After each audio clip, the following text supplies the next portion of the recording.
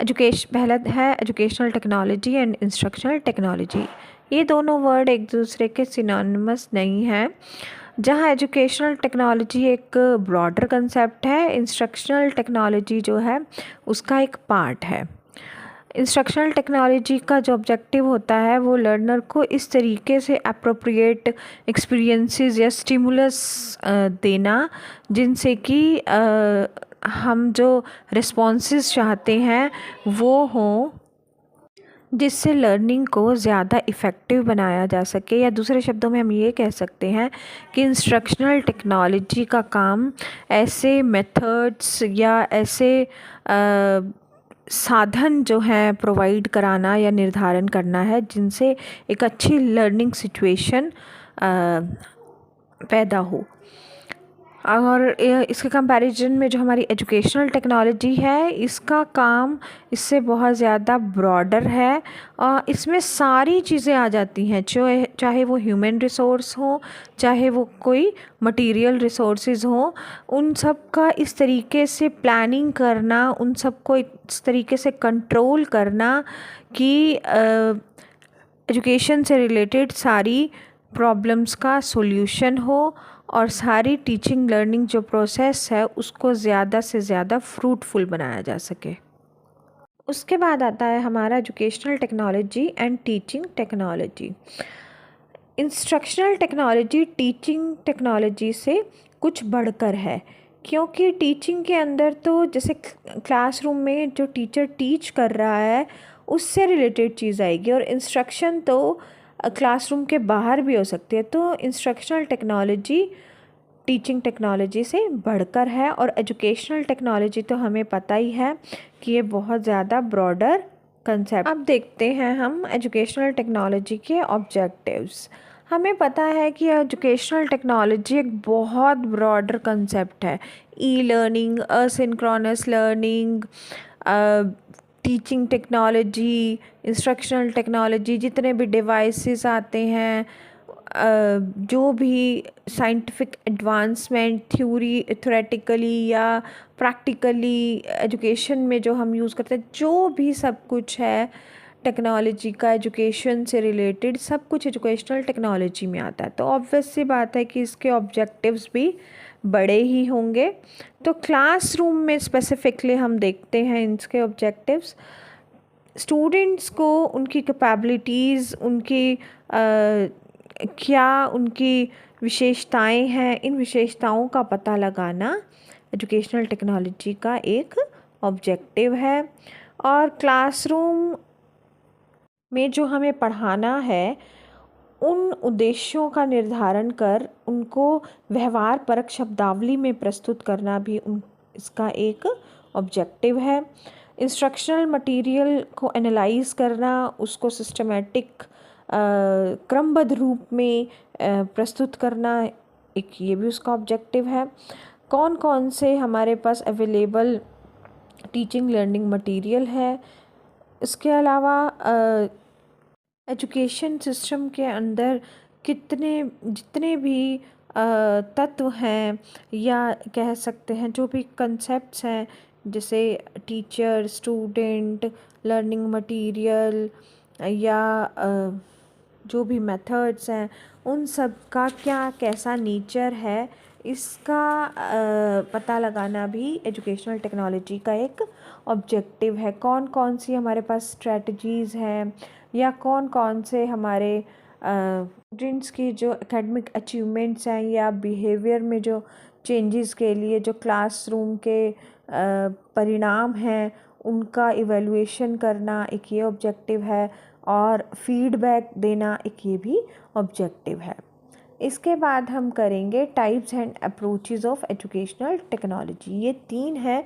Educational technology 1 या hardware approach, इसमें वो सारी चीज़ें आ जाती हैं जो भी हमारी फ़िज़िकल साइंस की या इंजीनियरिंग की देन है, जो भी हमारे साधन, डिवाइसेस, उपकरण, माध्यम, जो भी मशीनरी से रिलेटेड है, जैसे radio, television, tape recorder, projector, computer, ये सब जो भी हैं हार्डवेयर की चीज़ें, वो एजुकेशनल टेक्नोलॉजी 1 में आती हैं। उसके बाद दूसरा आता है हमारा एजुकेशनल टेक्नोलॉजी 2, या जिसको हम सॉफ्टवेयर अप्रोच भी कहते हैं। ये सारी जैसे वो इंजीनियरिंग से संबंधित था पहले वाला, ये सारा जो भी साइकोलॉजी से रिलेटेड है, साइकोलॉजी से रिलेटेड का मतलब क्या है, जो भी साइकोलॉजी ने नियम बताए हैं। तो बेसिकली ये जो टेक्निक है सेकंड वाली, इसके अंदर लर्निंग की हम थ्योरीज़ से रूबरू होते हैं, और किस तरीके से काम को आसान बनाया जा सकता है या इंटरेस्टिंग बनाया जा सकता है टीचिंग लर्निंग प्रोसेस को, ये सब चीज़ें हमें साइकोलॉजी बताती है। तो ये है सॉफ्टवेयर अप्रोच। उसके बाद आता है हमारा एजुकेशनल टेक्नोलॉजी 3 या सिस्टम अप्रोच। एक्चुअली ये कॉम्बिनेशन है इन दोनों का, फर्स्ट और सेकंड का, और इसमें पूरे सिस्टम को ही लिया जाता है। एजुकेशन को अगर हम एक प्रोसेस मानते हैं तो इनपुट जो भी हमारी है, जो भी हमारे पास सामान है, चाहे वो मानवीय या भौतिक जो भी संसाधन है, उनको हम इनपुट मानते हैं। तो मिनिमम इनपुट के बाद जो मैक्सिमम हमारा आउटपुट आए, ये कोशिश करता है थर्ड वन सिस्टम अप्रोच, जो हमारा कम एफर्ट, कम शक्ति लगा करके या कम पैसा, टाइम लगा करके मैक्सिमम आउटपुट निकालने के लिए ये जो अप्रोच होती है, ये थर्ड वाली होती है, एजुकेशनल टेक्नोलॉजी 3। इसके बाद आता है scope of educational technology. Scope का मतलब क्या होता है कि कौन कौन सा एरिया जो है या कार्य क्षेत्र जो किसी चीज़ के अंडर आता है। तो एजुकेशनल टेक्नोलॉजी का स्कोप क्या है? पहला है analysis of process of teaching and learning. Teaching और लर्निंग के क्या कंसेप्ट हैं, उनको अच्छे से पढ़ना, एनालाइज करना, उनकी कौन कौन से फेसेस हैं, कौन कौन से वेरिएबल्स हैं, कौन से टीचिंग के प्रिंसिपल्स हैं, या कौन से सूत्र हैं, मैक्सिम्स ऑफ टीचिंग लर्निंग होते हैं जो।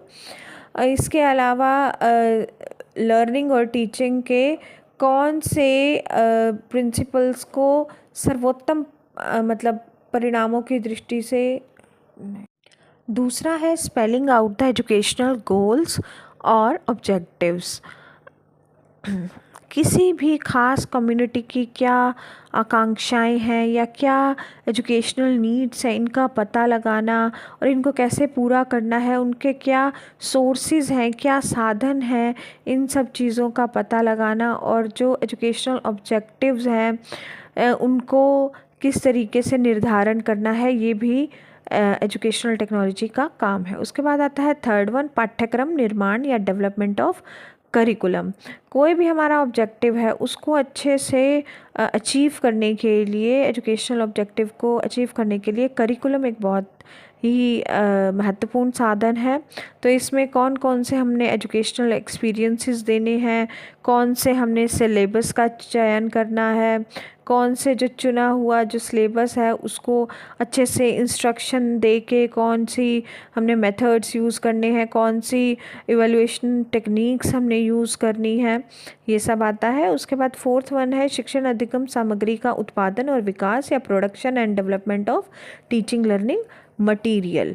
तो टीचिंग लर्निंग मटेरियल को हम कैसे दे रहे हैं, प्रोग्राम इंस्ट्रक्शन मटेरियल बनाया है हमने, या कोई स्क्रैम्बल बुक बनाई है, कोई टीचिंग मशीन में जो हम मटेरियल दे रहे हैं उसको डिज़ाइन करना, ये सब आता है। उसके बाद है हमारा fifth one, teacher training. Educational technology एक टीचर को अपनी रिस्पॉन्सिबिलिटी निभाने के लिए बहुत ही अप्रोप्रिएट ट्रेनिंग देती है। इसके अंदर हम टीम टीचिंग या माइक्रो टीचिंग क्या होती है, एकेडमिक, गेमिंग, सिमुलेशन वगैरह, ये सारी चीज़ें हम एजुकेशनल टेक्नोलॉजी सब्जेक्ट में ही पढ़ते हैं। उसके बाद आता है हमारा development and selection of teaching learning strategies and techniques या कौन सी स्ट्रेटजीज़ हमने चूज़ करके अपने ऑब्जेक्टिव्स को अचीव करना है, ये भी एजुकेशनल टेक्नोलॉजी का ही काम है। उसके बाद आता है development and selection and use of appropriate audio visual aids. कौन सी ऑडियो विजुअल एड कौन से सब्जेक्ट के लिए या टॉपिक के लिए सही रहेगी, या किस बच्चे को किस तरीके से समझ आता है, ये सारा काम भी टेक्नोलॉजी करती है। उसके बाद आता है हमारा effective utilisation of hardware and mass media. Education जो हमारी इंडस्ट्री है उसमें बहुत सारे डिवाइसेस हैं, जैसे epidiascope, overhead projector, slide projector, magic lantern वगैरह टीचिंग मशीन्स हैं। लेकिन उनको इफ़ेक्टिवली यूज़ करने के लिए या मास मीडिया जनसंपर्क के लिए मीडिया का यूज़ करने के लिए हमें एजुकेशनल टेक्नोलॉजी की शरण में ही जाना पड़ता है। उसके बाद आता है हमारा to work for the effective utilisation of sub system of education. Educational technology के अंदर ही हम सिस्टम अप्रोच क्या है, इसका नेचर क्या है, प्रिंसिपल क्या है, पूरा प्रोसेस क्या है, ये सारा हम पढ़ते हैं। एजुकेशनल टेक्नोलॉजी इवैल्यूएशन टेक्नोलॉजी के थ्रू पूरे टीचिंग लर्निंग प्रोसेस पे कंट्रोल रखती है। फीडबैक कब देना है, कैसे देना है, विभिन्न तरीके कौन से हैं, इस सब का एजुकेशनल टेक्नोलॉजी ही ध्यान रखती है। नेक्स्ट टॉपिक है हमारा use and significance of educational technology in India. 1960 से पहले तो एजुकेशनल टेक्नोलॉजी में कुछ भी नहीं हुआ था हमारे कंट्री में, और जो थोड़ा बहुत हुआ उसके बाद फिर ऑडियो विजुअल एड्स के नाम पे फ़ोटोज़, पिक्चर्स वगैरह। फिर उसके बाद मेन जो है प्रोग्राम लर्निंग के बाद शुरू हुआ, जैसे जैसे साइंस और टेक्नोलॉजी ने तरक्की करी।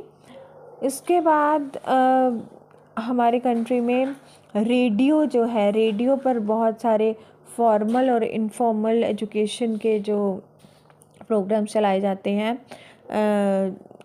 वो फीमेल्स के लिए भी कृषि से रिलेटेड हो, या फैमिली प्रोग्राम्स हो, या छोटे छोटे जो हमारे कुटीर उद्योग होते हैं उनसे रिलेटेड, या एडल्ट एजुकेशन के फॉर्म जो